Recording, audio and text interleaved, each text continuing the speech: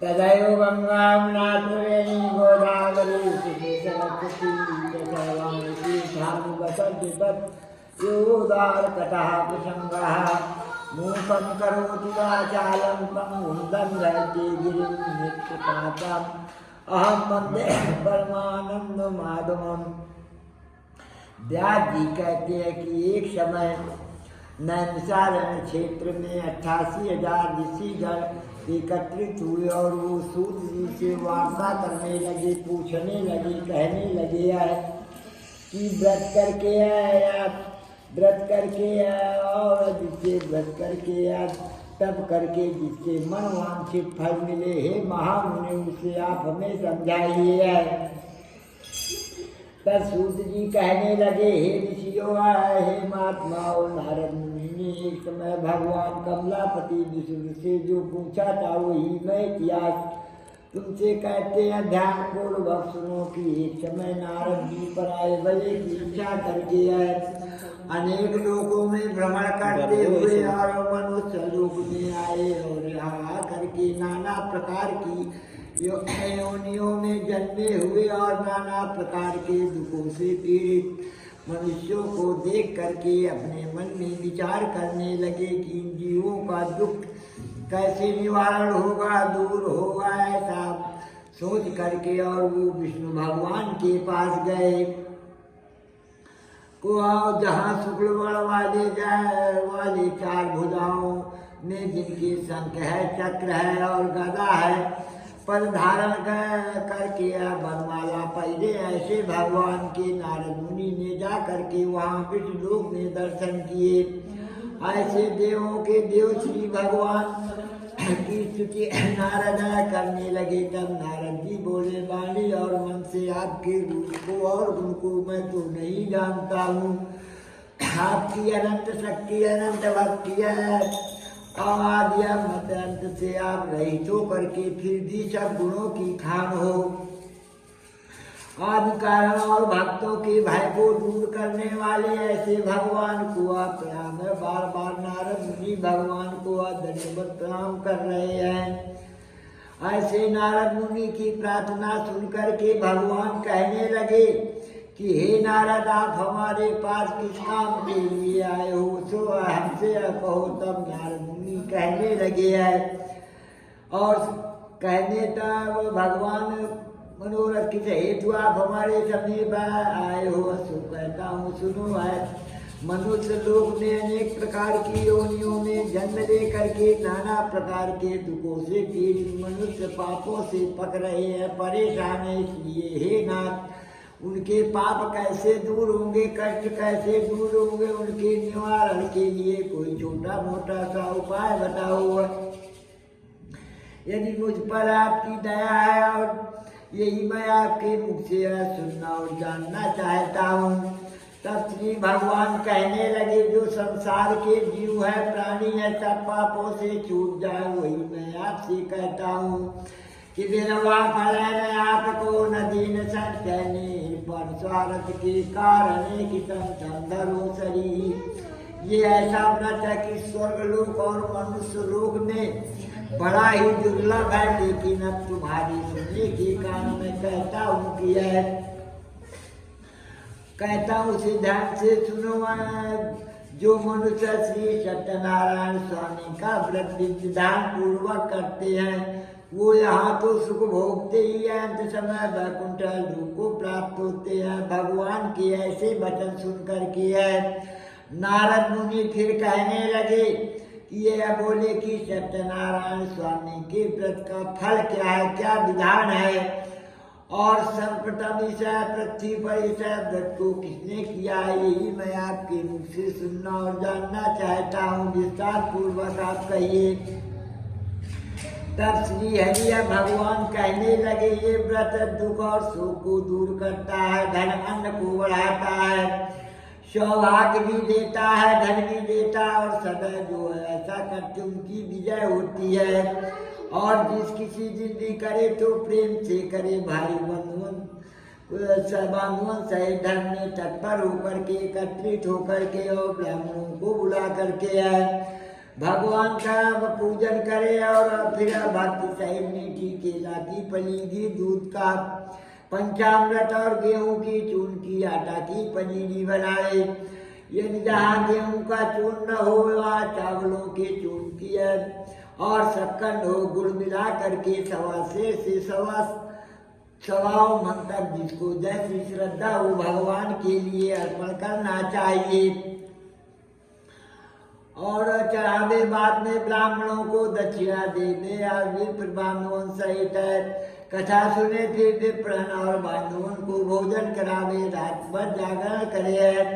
जब कथा सुन के मनुष्य अपने घर को जाए वो भी भगवान का नाम लेते जाए। ऐसा करने से मनुष्यों की मन की कामना अवश्य पूर्ण होगी और विशेष करके कलयुग में भगवान को प्रसन्न करने के लिए एक यही छोटा मोटा सा उपाय श्री स्कंदेवा खंडे श्री सत्यनारायण व्रत कथायां प्रथमो अध्याय गुरु वृंदावन हरिलाल की जय।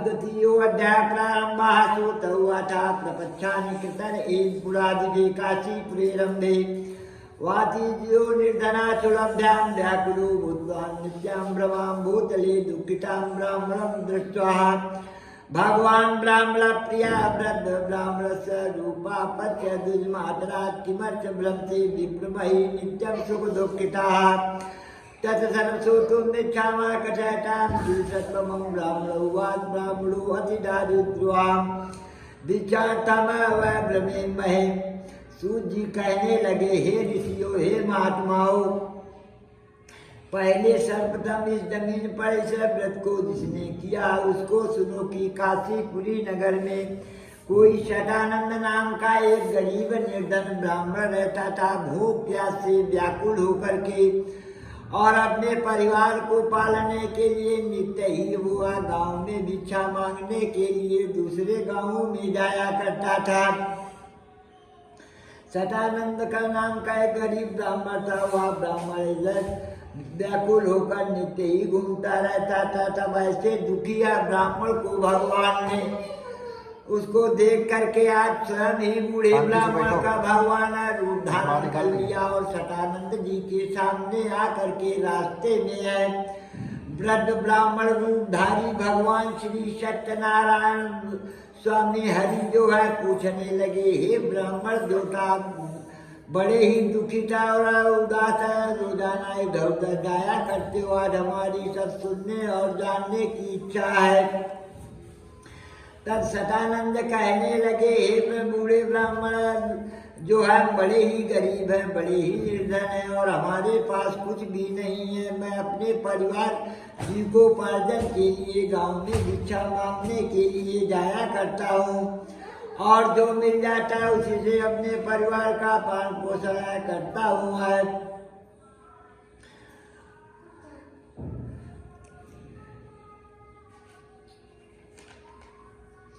हे तुम सत्यदेव भगवान का पूजन करो।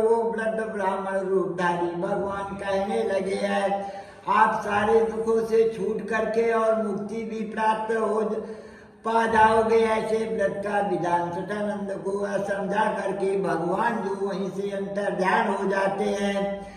तब वो ब्राह्मण जो है सतानंद अपने मन में विचार कर रहा कि जो बूढ़े ब्राह्मण ने मुझसे व्रत करने के लिए कहा उसे मैं अवश्य करूँगा। इसी सोचने सतानंद को रात भर नींद नहीं आई। सोते जागते रहे और बड़े सवेरे उठ करके स्नान ध्यान किया और अपने मन में ऐसा संकल्प लिया कि हे प्रभु गांव में भिक्षा मांगने से जो भी धन मिलेगा उसी से मैं आपका उत्तम व्रत अवश्य करूँगा। और ये सोच करके और भिक्षा मांगने के लिए वो चल पड़ा।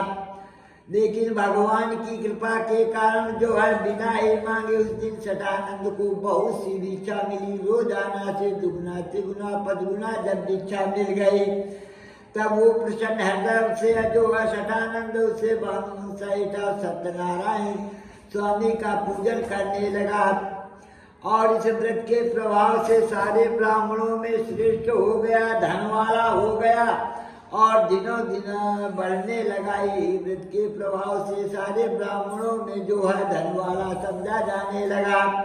फिर सटानंद जो है हर महीना इस व्रत को करने लगा। अंत में सब पापों से छूट करके वो गरीब ब्राह्मण सटानंद बाद में जो है मोक्ष गति को प्राप्त हुआ। हे ऋषियों, जो सत्यनारायण सूत जी समझा रहे, हे महात्माओं, जो सत्यनारायण स्वामी के व्रत को इस जमीन पर करते हैं उनके समस्त पाप नष्ट हो जाते हैं। ऐसा श्री भगवान नारद जी से कहते भय है। हे जिजों में या व्रत मैंने वर्णन किया, ब्राह्मणों में हमने बताया, तब ऋषि मुनि कहने लगे सटानंद के बाद इस व्रत को जमीन पर किसने किया, ये भी हमारी सुनने और जानने आगे की कथा कहो। तब सूत जी समझाने लगे है, हे मुनिजनों, सटानंद जो है बड़े विस्तार से पूर्वक इस व्रत को अपने घर में कर रहा था। उसी समय एक कोई लकड़ी बेचने वाला लकड़हारा लकड़ियों का गट्ठा लिए हुए जंगल से जा रहा था और सटानंद जी के जब दरवाजे से निकला तो वो शंख और घड़ियाल की आवाज सुन करके लोगों से पूछा कि भाई सटानंद जी के यहाँ क्या हो रहा है। लोग बतलाने लगे कि सटानंद जी के यहाँ जो है आज सत्यनारायण स्वामी का व्रत और पूजन हो रहा है। वो जो जाकर के लकड़ियों का गट्ठा उनके सटानंद जी के दरवाजे पर रख दिया और घर में जाकर के देखा तो भगवान की चौकी सजी हुई थी और कथा हो रही थी। वहीं वो लकड़हारा बैठ करके कथा सुन करके प्रसाद को जब खा लिया और जल पी करके या हाथ जोड़ करके सटानंद जी से कहने लगा कि हे सटानंद जी, हे ब्राह्मण, जो तुम इस व्रत को क्यों करते हो और किस देवता का पूजन करते हो। तब सटानंद जी समझाने लगे है, ये सत्यनारायण भगवान का व्रत और पूजन है और हमारे घर में जो भी आप देख रहे हैं इन्हीं की कृपा से मुझे सब कुछ मिला है। ये सुनकर के लकड़हारा भी कहने लगा, हे सटानंद जी, से व्रत का सारा विधान मुझसे भी बताओ, हम भी अपने घर में करेंगे। और व्रत का विधान पूछ करके और बड़ी ही प्रसन्नता पूर्वक वो भी अपने घर में आया और वो भी जगता रहा। प्रातः कालीन उठ करके और भगवान का स्मरण करके लकड़ियों का गट्ठा जो है सर पर रख करके और बेचने के लिए वो चल पड़ा। लेकिन भगवान की कृपा के कारण वो लकड़हारा उस दिन जो है बड़े धनी नगर मोहल्ले में पहुंच गया। तो लकड़ियों से दुगुना धन जब रोजाना से दुगना मूल्य मिला तब वो है प्रसन्न हृदय से सुंदर केला की फली, शक्कर, घी, गेहूं का चूर्ण और पूजन की सारी सामग्री ला करके अपने घर आया और अपने कुटुंब परिवार के साथ में भगवान का बैठ करके उसने पूजन किया। उस व्रत के प्रभाव से धन पुत्र आदि से युक्त हो करके आए इस लोक में सुख भोग करके अंत समय वैकुंठ लोक को चला गया। इस श्री स्कंदे पुराणे व खंडे श्री सत्यनारायण कथायां द्वितीयो अध्याय शंकर भगवान की जय।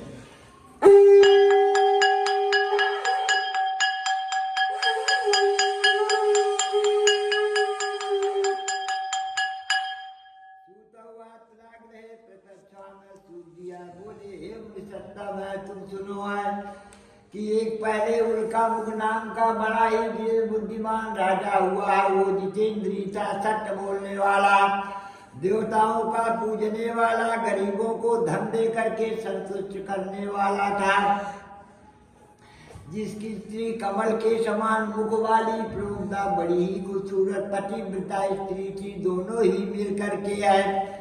राजा और रानी एक दिन पुत्र प्राप्त की कामना इच्छा से नदी के किनारे का भद्रशील नदी के किनारे पर बरगद या पीपल वृक्ष के नीचे जो है व्रत कर रहे थे। उसी समय एक साधु नामक सज्जन वैश्य, वो भी भगवान का भक्त था और दहीरा जवाहरात का व्यापारी था, नदी के सहारे से जा रहा था। लेकिन राजा को व्रत करते देख करके अपनी नावों को नदी के किनारे खड़ी करवा करके आए और राजा के पास आया और हाथ जोड़ करके कहने लगा कि तुम बड़े भक्ति भाव से किस देवता का पूजन कर रहे हो, इसका संपूर्ण विधान मुझे भी समझाओ है। तब राजा कहने लगे, हे साधु भाई जी, अतुल तेज वाले जो भगवान हैं, विष्णु हैं, उनका पूजन हम कर रहे हैं और मित्रों के समय व्रत पुत्र आदि पुत्र प्राप्त की कामना से, इच्छा से हम पूजन करते हैं। राजा के ऐसे वचन सुनकर वैश्य बड़े आदर से मीठे मधुर वचनों में कहने लगा, हे राजन, यह व्रत आप मुझसे भी बताए, इसका विधान नहीं बताए, क्यों करके मेरे भी तो कोई संतान नहीं है, मैं भी निसंतान हूँ। और राजा, आप मुझसे भी कहो तब मेरी संतान होगी, मुझे ऐसा लग रहा है जब व्रत के प्रभाव से है। तब पीछे से लौट करके आनंदित हुआ, व्रत का सारा विधान पूछ करके और अपने घर आया और उसने संतान देने वाला व्रत अपनी स्त्री से बताया और कहा कि ये व्रत अपने घर में हम तब करेंगे जब हमारे घर में बेटा या बेटी का जन्म होगा। ऐसा कह करके और समझा करके चुप हो गया। एक दिन उसकी पतिव्रता स्त्री जो है, पति सहित आनंदी संसारियों की तरह भगवान की कृपा से वो गर्भवती हो गई और 10वें महीने उसके कन्या रूप रथ उत्पन्न हुआ। जैसे कि शुक्ल पक्ष का चंद्रमा द्वितीया से लेकर के पूर्णिमा तक बढ़ता है, इसी तरह वो बढ़ने लगी और सयानी होने लगी और ब्राह्मणों ने उसका कलावती नाम रखा। एक दिन जो है लीलावती अपने पति से साधु वैश्य से मीठे वचनों में कहने लगी कि तुमने पहले संकल्प किया था कि जब हमारे घर में बेटा या बेटी का जन्म होगा तो हम भी सत्यनारायण स्वामी का व्रत और पूजन करेंगे, क्यों नहीं करते। तब वो जो है साधु वैश्य हंस करके कहने लगा कि जब इस कन्या का हम विवाह करेंगे तो सत्यनारायण स्वामी का व्रत पूजन करेंगे। ऐसा अपनी स्त्री लीलावती को समझा करके आप व्यापार के लिए फिर से चला गया। इधर कलावती कन्या जो है अपने पिता के घर में धीरे धीरे सयानी होने लगी। जब कुछ दिनों के पश्चात व्यापार से निवृत्त होकर के फुर्सत होकर के जब लौट करके आया तो एक दिन कलावती कन्या को अपनी कन्याओं के साथ खेलती हुई देख करके धर्म को जानने वाला वो साधु वैश्य शीघ्र ही अपने मन में विचार किया और अपने सिपाहियों और दूतों को बुला करके कहा कि जाओ मेरी कन्या के लिए कोई सुंदर घर पर ढूंढाओ। और वह पुत्र को ढूंढने के लिए भेज दिया। ज्ञापना करके हुआ दूधे कांचनपुर शहर वहां गया। वहां सुंदर गुण वाले वैश्य पुत्र को देखा जो सब भांति से अच्छा था, विवाह ठहराया और फिर विधि विधान से उस साधु ने अपनी कन्या का विवाह खूब दान दहेज करके कर दिया।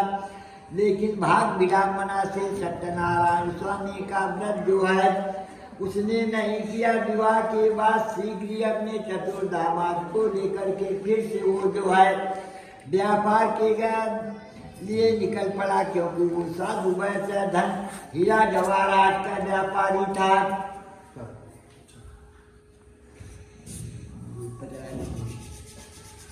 वे दो जब राजा चंद्रकेत के राज्य में गए तो भगवान ने उस साधु वैश्य को झूठा समझ करके आए और श्राप दे दिया कि जाओ प्यारे, अब से कठिन से कठिन कष्टों को भोगोगे। एक दिन भगवान की इच्छा से मायावी चोरों को कह करके भगवान ने उसका सारा राजा का धन चुरवा करके वहीं रखवाया जहाँ नदी के किनारे साधु वैश्य की नावें रुकी हुई थी। और प्रातःकालीन ये हुआ कि राजा के खजाने में चोरी हो गई है। सिपाही घर जो है इधर उधर ढूंढते हुए घूमते हुए वहीं आ गए जहाँ साधु वैश्य की नावें रुकी हुई थी और उनको राजा का धन रखा हुआ देख करके आज ससुर और दामाद को खूब बांध करके और सारा धन भरवा लिया और प्रसन्नता के साथ दौड़ करके राजा के समीप आए और कहने लगे, हे राजन, हम 2 चोरों को पकड़ करके लाए हैं, इनके पास आपका सारा धन मिला है। और राजा की आज्ञा से झटपट उन्हें दोनों को बांध करके बेचारे ही जेल खाने में डाल दिया गया। लेकिन वो साधु वैश्य कहता रहा, हम चोर डकैत नहीं है हे राजन, लेकिन भगवान की कृपा के कारण उस राजा का, उस साधु वैश्य का कहना किसी ने नहीं सुना और उनको बड़ी भारी जेल खाने में डाल दिया गया। उनका जो धन था सारा अपने खजाने में जलवा लिया और सत्यनारायण स्वामी के श्राप से जो उनकी स्त्री कलावती और लीलावती दोनों घर में थी, वहाँ भी भगवान ने मायावी चोरों के द्वारा सारा धन चुरवा लिया। वो भी भूखों मरने लगी, घर घर घूमने लगी। एक दिन माँ भूखी है, वो कलावती कन्या किसी ब्राह्मण के घर गई और वहाँ सत्यनारायण स्वामी का व्रत और पूजन हो रहा था, कथा हो रही थी। वहीं बैठ करके कथा सुन करके जब प्रसाद को लेकर के कुछ रात्र में घर आई, तब उसकी माता लीलावती कहने लगी अपनी पुत्री श्री के, हे पुत्री, तू इतनी रात तक कहाँ रही है और गांव के लोग क्या कहेंगे, पिता और पति कोई घर में नहीं है। सुन करके तब उनकी कन्या कलावती बड़े मीठे मधुर वचनों में कहने लगी कि माता ही, पड़ोस में एक ब्राह्मण के घर में सत्यनारायण स्वामी का मैंने व्रत देखा है और वो सारी मनोकामनाओं को पूर्ण करते हैं। कन्या के मुख से ऐसे शब्दों को सुन करके लीलावती उसी समय उसी रात में 5 पड़ोसियों को बुला करके और सत्यनारायण स्वामी का व्रत किया और भगवान से याचना प्रार्थना की कि हे प्रभु, मेरे पति और दामाद के अपराधों को आप क्षमा करिए और आपके क्षमा करने के योग्य है। और उनकी जो है प्रार्थना सुन करके भगवान स्वयं जा करके चंद्रकेश राजा को स्वप्न दिखाया कि हे राजन, जो जेल में बंदी बना करके साहू सेठ को तुमने साहूकार को अपने जेल खाने में बंदी बना के रख लिया है, प्रातः कालीन जो है छोड़ देना, जो धन दिया वो भी वो लौटा देना। यदि ऐसा न करोगे तो तुम्हारा राज धन पुत्रों सहित हम सब कुछ नाश कर देंगे। ब्रह्म मुहूर्त में जाकर के भगवान ने ऐसे स्वयं ही स्वप्न दिखाया जो है। फिर राजा सभा में बैठ करके रात वाला स्वप्न बताया कि आज हमने ऐसा ऐसा स्वप्न देखा है। तो आज सभागण जो है मंत्री सभी लोग छोड़ देने की सलाह देने लगे। उसी समय ससुर और दामाद को जेल से निकाल करके लाया गया। वो मन में साधु वैश्य विचार कर रहा है कि राजा ने अभी तक तो हमको इतना बड़ा कष्ट दिया था, क्या करेंगे क्या नहीं करेंगे, इसी सोच में धीरे धीरे आ रहा है। लेकिन राजा उन्हें देख करके बड़ी ही नम्रवाणी से कहने लगे, हे साधु वैश्य, भगवान की कृपा से आप लोगों को बड़ा ही कष्ट मिला है और कोई भय नहीं है, आप डरो नहीं। और बड़े ही मीठे मीठे वचनों से उनको संतोष कराया, उनकी दाढ़ी बनवाई है और अच्छे अच्छे कपड़े पहनने के लिए दिए और अच्छा अच्छा भोजन भी उनको करवाया। इसके बाद जो है खिला करके और राजा